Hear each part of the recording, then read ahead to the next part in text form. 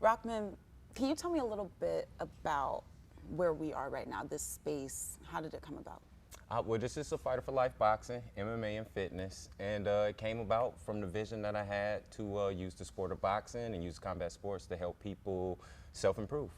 I love it. Where does your life story fall within boxing? How did you get into the sport? I came to the sport really late. I was 22 years old and kind of just looking for a way to improve myself. I was in the dumps. I wasn't so happy with myself. I was depressed. I was working a job that I didn't really like. And I wanted to grow. I wanted to do something different. You know, I wanted to take charge of my life. And I knew that I needed to work on myself. I needed to self-improve. And I felt like boxing was a great way to do it. I got involved with a local gym, Decatur Boxing Club. It was a great place for me to be. It helped me grow, and now I'm here. I love it. So you're from Atlanta then? I am. Where'd you grow up? I grew up Stone Mountain, Decatur area. Went to Stone Mountain High School. Okay. Graduate of 2005. 2005. Yeah, Okay. yeah, All yeah. right. What type of feedback do you get from people who come here to take a class? What changes do you see from somebody's first class to, let's say, class 10? They first recognized the community, the family-friendly atmosphere, a lot of things that they expected to, feel in a boxing gym. It's alleviated from the friendly faces and the welcoming spirits. And people are really like, wow, I didn't expect that when I was coming into the boxing gym. A lot of people think, oh no, I don't want to get my head knocked off. But it's not about that. It's really about self-improvement here at the Fighter for Life. And tell me a little bit about what it took to get here, because we look at this. This is a gorgeous gym. You say that it's been open for about 3 months, but it didn't start here, right? No, it started, like I said, I was at Decatur Boxing Club helping out as a assistant trainer of Xavier Biggs. And I would take some of my classes. I would work out in the park, Old Fourth Ward, Grant Park. We went to Phoenix Park. We would do little things out there. And then eventually I found myself across the street on Metropolitan, really literally across the street from where we are right now. It was a 2,600 square foot building, cold space storage right next to the tire shop. Wow. And we stayed there for 5 years and we grew. And we kind of had our eyes on this building across the street that we're in now, and now we're here.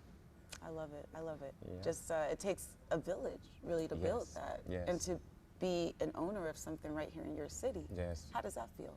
It feels like, we're building our own community. Yeah. The Fighter for Life community, we get out, we service the homeless from time to time. We do events, we have things for the children every now and then. We have gatherings where people can come together, and we just do family fun days and nights of entertainment. So it's really all about community here.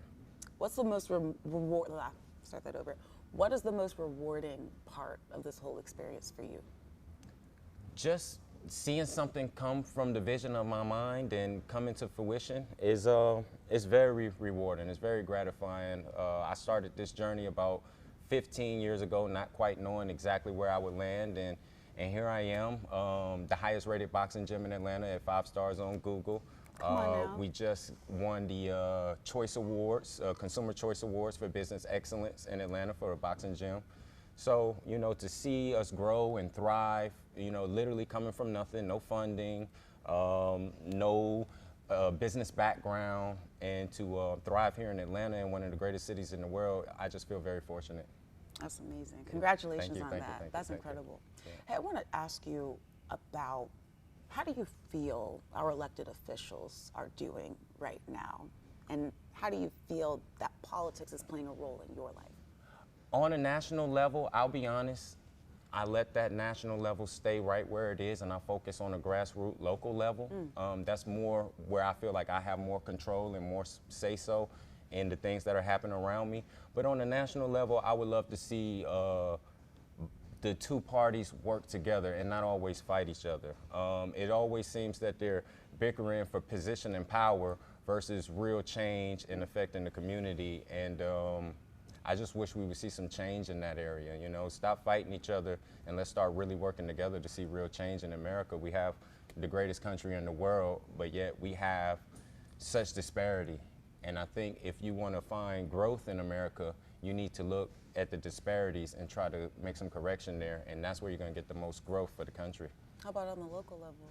On the local level, I feel like, this city is a wonderful city. I love what Mayor Dickens is doing with the city, and that he's focusing on the homeless epidemic that's going on here in the city. And I think if we could focus more on the disenfranchised and the underprivileged, we could see even more growth here in the city because we have so many people that are worth investing in that need some investment. Yeah. That village to support them. That village, yeah. What are you most concerned about right now? I'm most concerned about the economy. As a business owner, you know, I still want to grow. I want to thrive. We're just getting started here, and we want to continue to have a bright future. So the economy is a very important factor for me. On the flip side of that, what are you most optimistic about? I'm most optimistic about us eventually coming together as one people.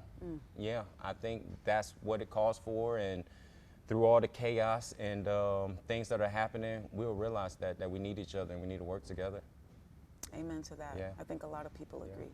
Yeah, yeah. Thank you. Yeah, you're welcome. Thank you. Is there anything I didn't ask you that you wanted to put out there? Just about the gym or the community or anything like that? Your feelings? I think, you know, We covered if the piece everything? is good, if you think that the piece is good. Philosophical on boxing. What is boxing? Tell her, not me. But what does boxing do for you know? You say you got into it as an adult. Sure. Not as a kid. Okay, that's good. What is boxing? That's good. That's a good question. That's good. That's good. That's good. So, could you lead me into that with Yeah. a question? So what does boxing do for the soul? Boxing for the soul, I mean, this is a very therapeutic sport. The therapeutic value of boxing, in my opinion, is second to none. Mind, body, and spirit all have to sync. You know, when you throw a punch, you have to throw that punch pure, without reservation for it to land. And that's a form of execution. So what boxing does for the person, it helps them execute under pressure. And we all live under pressure every day, you know, having to perform, you being in front of cameras. Some people have to present in front of people, and a lot of times they get self-conscious. And the self-consciousness is the biggest impediment to performance. And what boxing does is it frees you from that. It gives you the confidence, it gives you the discipline to execute, it gives you the champion spirit and the mindset to follow through and finish strong.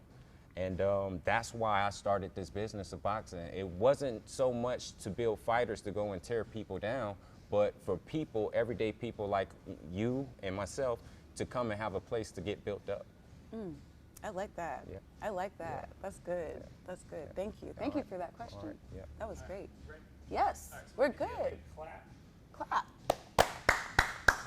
Just one. Oh, 1, 2, 3. okay. All That'd right. be fine. Thanks, guys. All right. Thank you. Cool, cool, cool. Okay, so the next little thing that we're gonna do